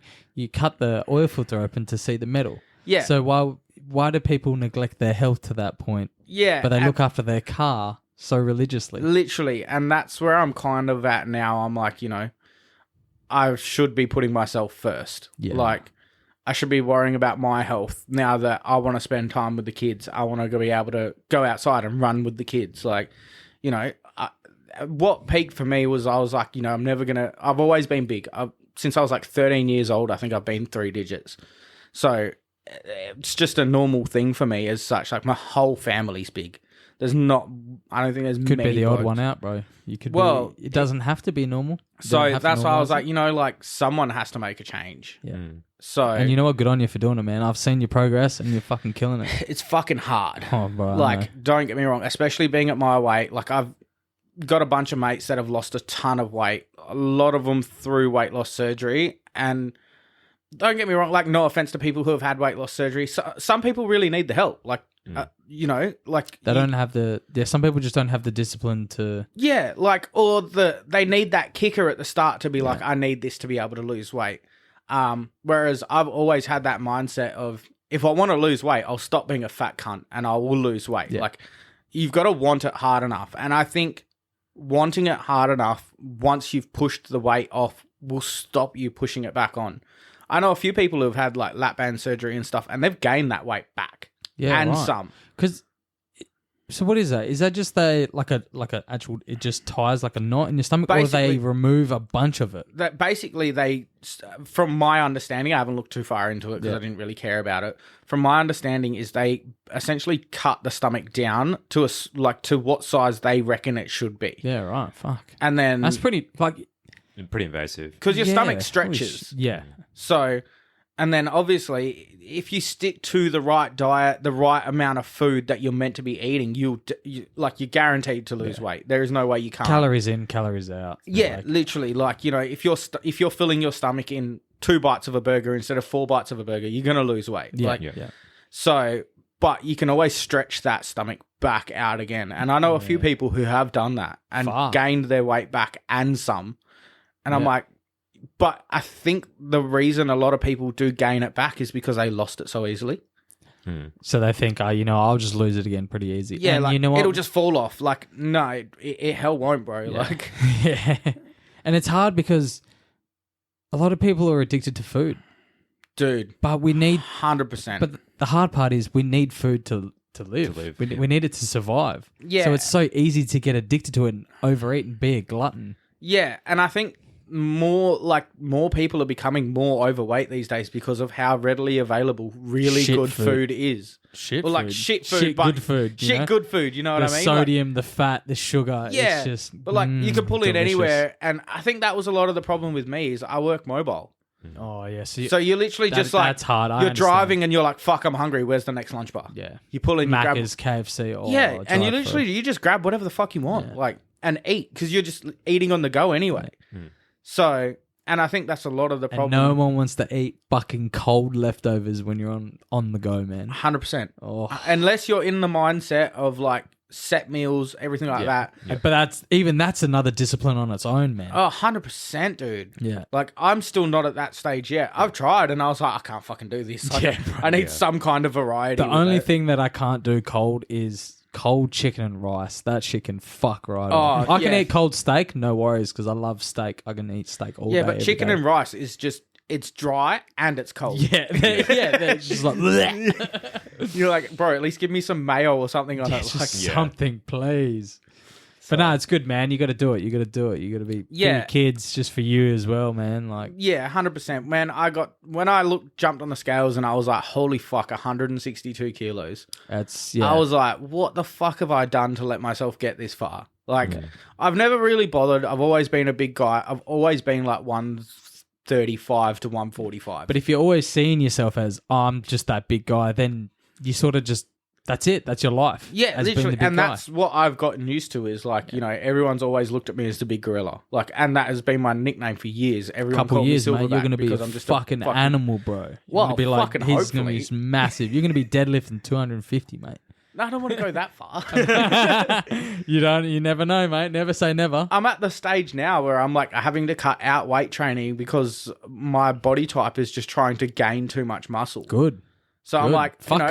cardio, mate. It's all about lifting weights. Yeah, but brother. I'm 140 kilos. Like, I'm still 144 kilos. I was like, I don't want to turn muscle now because I'm going to be like 130 kilos of muscle. Yeah, that's all right. And I've be always shredded, wanted brother. to be as close to double digits as possible. Nah, that's fair enough. Like, I've never said I want to be double digits. I've always said, 110 kilos would be ideal for me. so from 100, what was it, 168? 162. 162 to like 110. That's still, It's 52 fair. kilos. yeah, Yeah, that's it's still, yeah. good So, chunk. But slow and people say you want to lose it quick, but the problem with like hard dieting is you get so sick of it and you hate it because you're eating shit like unappealing food. So then you go back to eating shit because you crave it. yeah. So I like to, slow and steady wins the race. As long as you're like, let's say you eat 4 meals a day, times that by 7, whatever the fuck that is, 28 or whatever. yeah. As long as, maybe 20 out of the 28 are good meals, that's a fucking win, man. Yeah, 100%. That's a win. Like, 100%. And like the problem I've got with losing weight is I've got diverticulitis, which was like half the reason I got to the size I am because I'm sorry, I'm a retard. What is that? it's polyps off your intestinal tract, I think it is. So it traps odd foods. They get infections. When they get infections, you can only eat like you're only meant to eat like clear soups, carbs. It's literally just carbs. So pastas every day of the week, and it'll be like a week of flat where I literally can only eat pastas basically. Holy shit! Because it's got to be easy to process stuff. Yeah, okay. So and that's the stuff you can overeat in real quick, bro. 110%. Oh, a good pasta. Pasta, butter, and cheese. Like, like bread, bro. Oh, bread, that good butter. Yeah. You dunk it in the pasta sauce. Yep. Oh, fuck. So I feel that, bro. That's being a big challenge for me to lose weight at the moment because I've already had one flare up. Because dieting with diverticulitis is fucking difficult. Yeah, right. You've got to have the right amount of fiber in your diet to process everything, but not too much fiber where it triggers it again. It again, and like so you got to be on stool softeners every day of the week, pretty much. Like you've got to be easy to process everything. So trying to eat a healthy diet where you're having bulk fiber in your diet and heaps of protein and stuff is so hard. Like, when you eat heaps of protein, you know what that's like on your fucking So I've literally just had a week off of the gym because I had a flare up and spoke to the doctor, and the doctor's like, I'd highly suggest a week of downtime. You know, like because risk of perforation, all that sort of stuff. Yeah. And I'm like, man, like I'm just fucking getting in the rhythm of it. Like, but you'll come back next week stronger. Yeah, fucking more determined, bro. I'm my third day back in at the gym from that week off, and I'm having another flare up already. Oh no! So, and I've done everything by the books, diet wise, everything that they say you should and shouldn't be eating whilst having a flare up, coming off the end of a flare up. Stress can be a big cause of it as well. Yeah. And obviously with everything going on, like Amy coming to work with me, everything like that, stress is super high right now. So it's just trying to find that balance of what's going to work comfortably. Like, have you ever thought about the carnivore diet? Apparently, carnivore diet's like really helped. I have, but it can be an issue with diverticulitis. Yeah, okay. So, I mean, I know fuck all about fuck all, so... Yeah, there's even me, man. Like I've had this for years now, and like we're still researching shit, like trying to find the right. And even like dietitians that you speak to, they're like, as soon as you mention that, and they're like, oh fuck, that makes it a bit difficult. Yeah, okay. You're like, well, if you're a dietitian, then what fucking chance does that give me? Like, well, you think about it. Like, do you remember being in school and seeing the fucking pyramid? Like that pyramid that used to eat, and the bottom, like the staple was all carbs and bread, and now they're like, oh, that's probably not what you should be eating as your staple. And then at one point, eggs were bad, and then all of a sudden, saturated fats were fucking the devil. Sugar was good, and now I sit back and I go, no one knows fucking what's good and what's bad. Like, honestly, no one has a fucking clue. The internet's got no idea. Dietitians got no idea. Like, naturopaths, like, maybe, you know, but yeah, no one's got any fucking idea, man. So you really have to sit down and figure out what works for you. Like, pretty much. Like, everyone's different. That's the problem. Like, someone might do really well on a carnivore diet. Yeah. Another person would try it and go, nah, completely fucked me. And they might be really good on a vegan diet or a keto diet, but you really got to figure. Yeah, it's literally like I think I've trialed every diet there is physically possible, and you know you have your weeks of success, but eventually your body just adjusts to it. So it's all about constantly changing shit up, like you know what's coming in, what's coming out, like to make your body. It's like an antibiotic as such. You have that same antibiotic so many times in a row, your body's going to adjust to it, and whatever disease that by antibiotics fighting, it's just going to be like, take over. Yeah. Like virus will get used to it. And and will work its way around it. It's the same thing with your health and what you're eating, what you're taking out. Like you know, chicken and rice every day of the week surely can't be good for you. Like when your body adjusts to it, you need to chuck something else in there to like mix it up. So. Yeah, fucking chicken and rice. Fuck chicken and rice, man. I know so many people that do it, and I'm just like, that's a whole nother discipline. Yeah. Like, I mean, I've had steak and sweet potato for the past year and a half. I could do that every day. But I fucking love steak. So I'm like, oh, what's for lunch? Steak and sweet potato? Fucking don't mind if I do, bro. But chicken and rice, oh, that just upsets me. Yeah. No, thank you. Nah. Fucking love steak. And I'll go home, have a steak for dinner too, you know? Oh, breakfast, lunch, and dinner. I actually went into the supplement store in Ellenbrook just to get some like a fat burner. Yeah. And not so much a pre-workout because with my stress and anxiety and shit with You the don't need business, it. I was like, I that don't much need caffeine, brother. I don't need that extra shit on top of No. it. And the dude that was in there, he's like, bro, don't even worry about this shit. He goes, you need to eat steak. He's like, steak for breakfast, steak for lunch, steak for dinner. He's like, that's what you need to do. I was like, okay. Yeah, because I paid for, this is gone back 6-7 years when I was right into it. I paid for an actual, like, a meal plan. And it was breakfast, 100 gram steak with 50 grams of avocados and nuts. Yeah. And I did that for a year. And then by the end of it, I was like, oh, okay, that'll do me. No more steak for breakfast, please. And my 6th meal was fucking oats. I was like, no more oats. I fucking hate oats. Yeah. So you just got to mix it up, keep things interesting. But yeah, like you've still got to have some, like you can always diet, but you have to have variety. Yeah. Yep. That's it. Like EBT is probably actually one of the best guys for that I've seen. Like started following a lot of people on Instagram for like dieting, and a lot of it's shit though. A lot of it is shit. But EBT seems to be like onto it with everything that he does. Like, and even everyone that I've spoken to, they're like, it's literally evidence-based training. Like everything he does is off of evidence. Science. So like, but you know, he'll give you a diet plan. Like one of my mates is on one of his diet plans. The dude eats a chocolate bar every day. Because it's like, you have to have something in there to quench that bit of like, your body will go crazy. It'll crave what it needs. That's why. and then you Sunday, you bulk just eat KFC, it, brother. Yeah, and then literally on weekends you're just bulk eating it. Whereas if you got something every day to sort of tie that little bit of like a sweet tooth over or whatever, you're good. Like I every day now, like will stop and grab like a can of Pepsi Max. 0 calories, mate. What are you talking about? Yeah, zero calories, but it's still a soft drink. Yeah. So you're getting that little bit of a quench that you need. Like, Man, I don't get it, right? It's a soft drink with 0 calories. Surely there has to be something in there that has something, you know, like how do they get that flavor and like everything. 0 calories? It's like, I just don't believe it, man. Yeah. I don't believe it. Yeah, Same as like that V that you've got in front of you, or this sugar-free Red Bull that I grabbed. Like, it's like 10 calories. It's like, I don't believe it, man. Yeah. But You're like, fuck, it says 10 calories. I'm good. Yeah, you're like, oh, well, it says it. That's good enough for me. I don't know. Just that conspiracy. Like, no, I don't trust you. Yeah. Like, how is a Pepsi Max 0 calories? Like, Yeah. Like, I've been mind blown now that I've started, like, calorie counting and stuff, and you look at stuff and you're like, hey?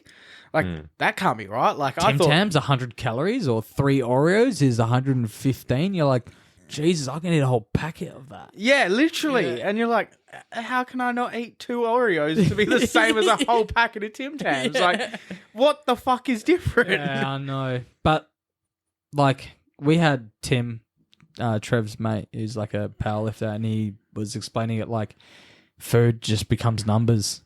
Yeah. And for me at the moment, food is all just numbers for me now. Yeah. So, like, everything has a number attached to it.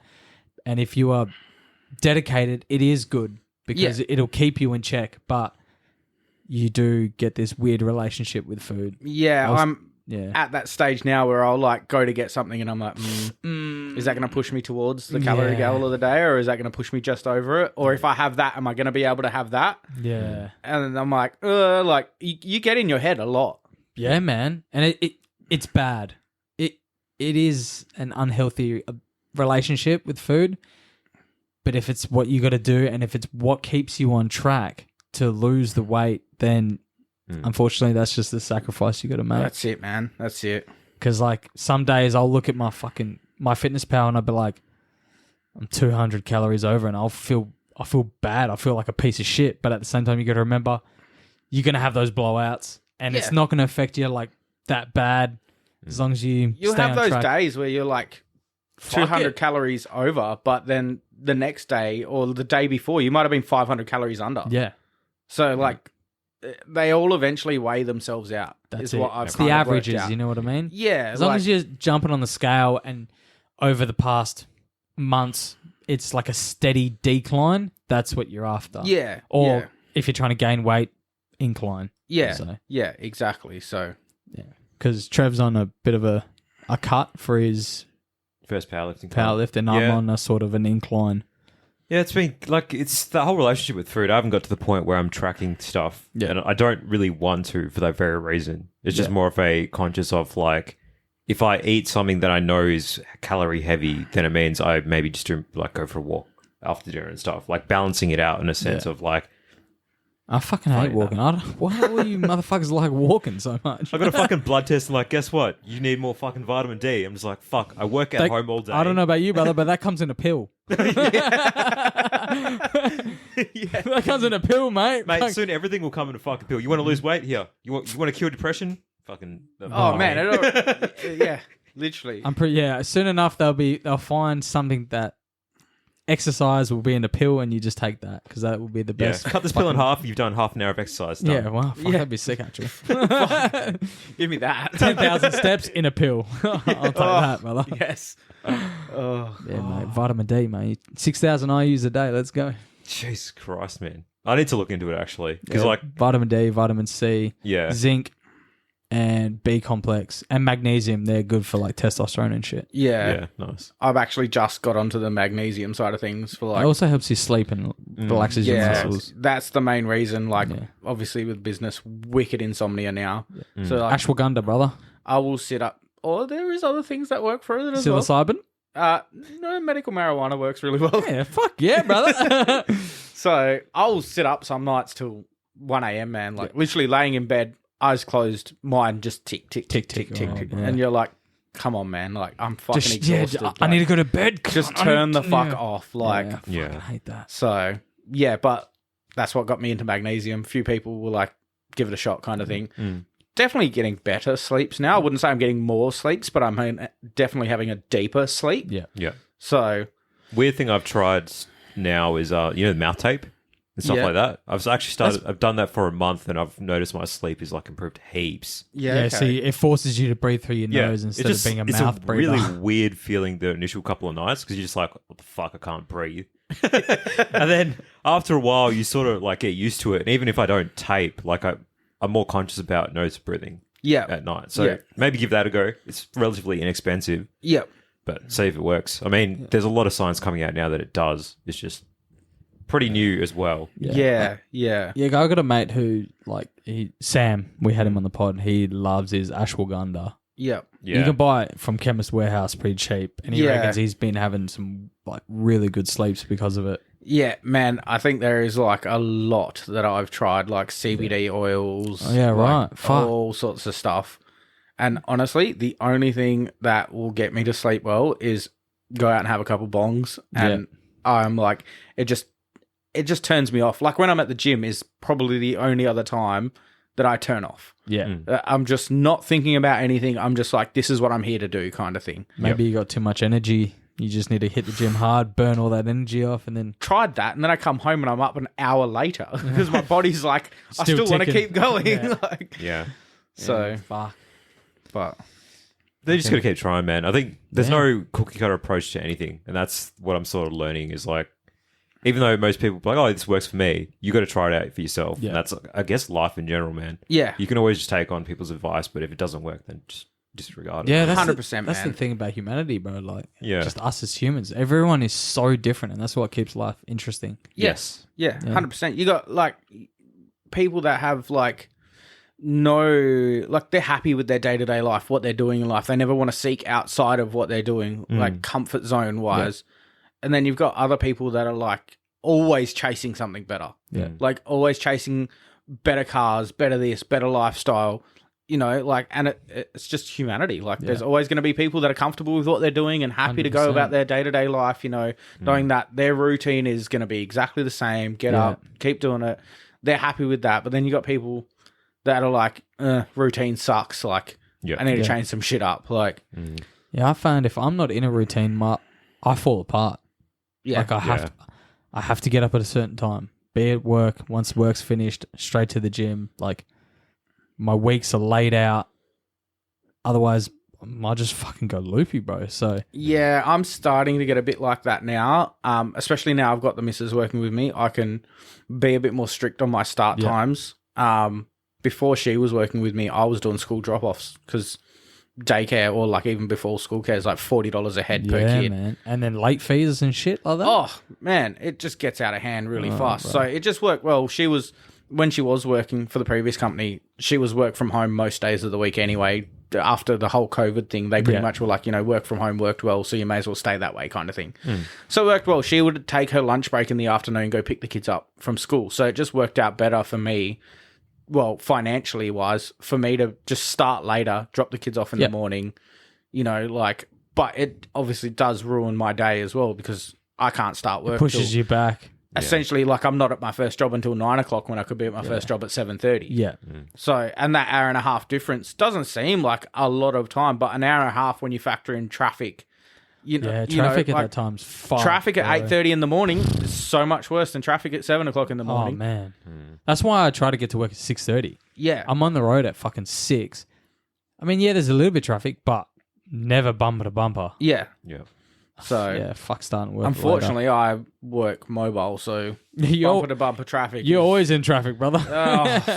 Is the bane of my existence, man. Like even driving here, I was just like, oh, fuck, I've missed most peak hour today, and Still, now I'm like at 6:30, should miss most of it. Like Tonkin Highway was still a car park. I was like, ugh, come on, maybe it missed, unfortunately. Because you came from Ellenbrook, so that's how long did it take you to get here? It was like 45 minutes with traffic. Yeah, just a little bit longer than me. Yeah. Fucking this cunt lives so far away, bro. Yeah. I can't help it, man. At the moment, at least. Could be worse. He could be way further south. Yeah, exactly. Yeah. Fucking Rockingham or something. It's not that bad. Yeah, So, at least it's Canada. kind of central-ish. Yeah. Row Highway, done. Row, Reed, sorted. Yeah, literally. What do you do when you're stuck in traffic? Do you just listen to music and chill? Yeah, pretty much. Either, man, my Spotify playlists are like a mix of so much different fucking music because there is only so much you can listen to every day.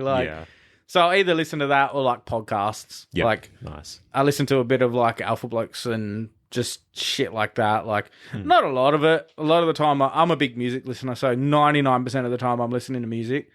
But if I'm just in like a driving mood, like chilling, not really keen to listen to music. If I've been listening to music all day, I'll throw up like some kind of a podcast, or sometimes I'll chuck on YouTube and just like sit the phone down and just listen while I'm driving instead. Nice.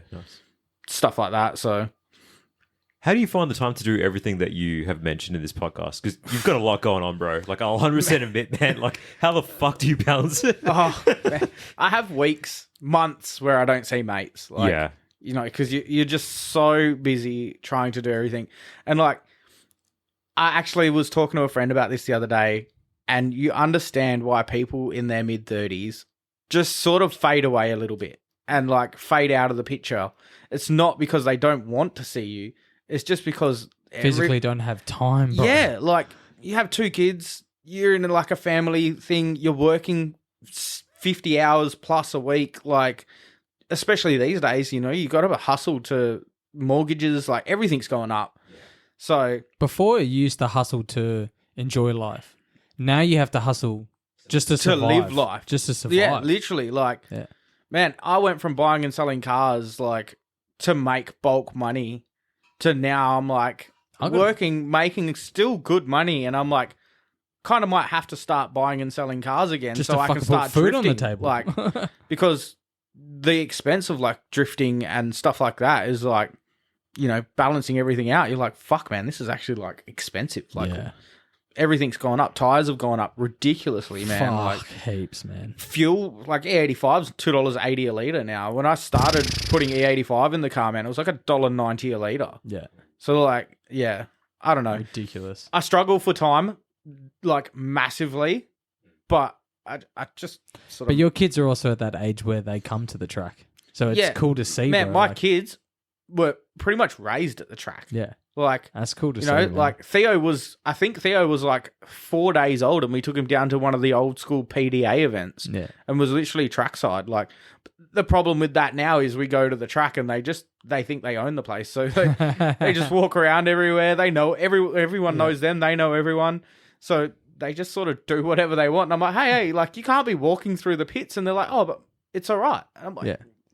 The Hoons of tomorrow, bro. you see these The other Hoons kids of walking tomorrow. through the pits and you're like, you're setting a bad example for them. Like, you know what you're doing, but they don't. Yeah. But they don't know what that shit is. They're too young. They don't give a fuck. Nah, man. exactly, They don't man. give a fuck. So, but no, it's good. Like, that's why this year I'm sort of taking a bit of a step back from drifting. I'm probably just going to do most of the drift school events. Just Nishi D and stuff. yeah, I'll do a couple of nishies. Like, I'm doing the nishi at the end of this month, 30th, eh? 30th, yeah, and I've got drift school this weekend. So Ken's always really good. He's always supported us, like, as drivers with events and seat time and like tricks and tips and all sorts of stuff. So, like, I'm always happy to go down and do passenger rides and, like, you know, support him as such as well. So I'll probably do most of the drift schools this year and, like, a couple of nishis and a couple of main tracks because, let's face it, like, main tracks are just wicked fun. Yeah. You going to do any D1WA comps or? Nah, comps are just honestly, like... It was fucking sick seeing you in the... It's going to sound bad, but comps is literally just, in Perth as such, is just an ego dick-pulling competition. Like, there is so many drivers in Perth that are fucking top-notch drivers that don't want to drift comps because it just, like, there's always banter. There's always, like, you're better than him, he's better than you. Like, it just comes down to the day, obviously, who's driving better on the day. Yeah. But I don't know, I'm just not there for it. I'm more of a, like, keep drifting fun kind of guy. Yeah, okay. Yeah, it just depends. Like, some people love that competition side of things and some people just love the fun side. So. Yeah, like, don't get me wrong, I like the competition side of things, but the money you put in for what you get out... Yeah. Don't get me wrong, I would do the comp rounds 110% if the prize money was actually fucking worth it. Yeah, unfortunately, But we don't have the sponsors viewer base here and sponsors and the viewer base here is not big enough for... to justify the means. Yeah, like, you know, if you do a whole comp round, I don't know exact price, but I'm guessing you'd be close to 10, 15 grand by the time you added fuel, tyres, travel, you know, a couple of collie rounds in there, so you got accommodation, shit like that. And prize money's like 5 grand for the whole season. That's if you come close. That's if you come close. That's if. Like, and you've got to have the top and no tier mechanical car. issues. Yeah. Like, everything else on top of it. It's just, I don't know. It's just not justifiable for me. Yeah, nah, fair enough. Everyone has their own way of doing things, and if they don't want to do fucking comp, then Like, doesn't matter. I really. would like to do comp, but financially, I just can't justify Yeah, it. no, that's Yeah. fair enough. I'd rather just drift with mates, bang doors, and have fun. Yeah. No, So, that's fair enough. Nice. That's a sort of a good segue to tailor off towards the end. But before we do, man, do you have anyone you want to shout out or any closing sentiments you want to pass on to the audience? Keep Drifting Fun's one. keep drifting fun, 110%. Expert Autoglass, obviously. Shout out sure. my company. Do you have an Instagram or website or anything like Yeah, that? yeah. So I've got Instagram and Facebook. Cool. I I'll link don't it into the show post notes. on there a lot at the moment because I'm way too busy. Yep. But there will be more posts now that the missus is on board. She can take Help control of out that with thing. Nice. Yeah, mainly just like family and friends for support and pushing me to get as far as where I have, really. Yeah, that's awesome, man. So, but yeah, Ken at Drift School WA, Yeah, he's a sick top guy. good cunt. Yeah, he is. We've had a few people from Drift School, which is awesome. So Yeah. We've had Danny, Simon. We've had Ken on as well. So Yeah. It's a good crew, man. Like the whole environment around Drift School is literally just mates banging doors, having fun. Like, Yeah, it really does feel like that. yeah. Like, you go down into a Nishi D Day, man, and it's literally somewhat organized chaos. The best way to describe it. yeah, like, I don't think there's any other way to describe it. It's just a bunch of mates banging doors, having fun. Like, Yeah. it's just a sick environment, sick crew to be with. Like, yeah. Yeah, I'll need to get down to the next one. Bring camera out as well. Maybe if this guy dusts his fucking camera off, he'll be there too. Might dust his car off if he put a picture out of his ass. Beamer's sitting on the side, man. Evo comes first. Yeah. Oof. Yeah, Fair enough. Evo Yeah, comes that's first. can't argue with that. Team Orange fucking drifting Evos and shit. Jesus Christ. There's Full only set. like 5 FQs in Australia, man. I'm not going to. That's why you need to drift one. I'm not ruining this one. Someone's got to do it. I know, right? Someone's going to be the first. Not me. All good. Nah. We'll Yeah, take care. awesome. Yeah, you too. Yeah, good chat. Thanks man. for Good having me chat. on. All good. No worries, man. Take care. We'll catch up soon. Cheers. See you, Pete.